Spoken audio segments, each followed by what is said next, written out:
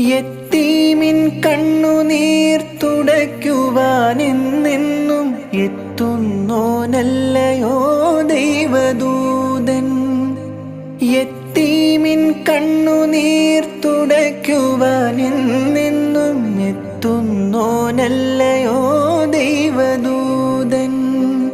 യത്തീമിൻ കുമ്പിളിൽ കരുണാമൃതം തൂകും ഉത്തമരല്ലയോ പുണ്യവാന്മാർ.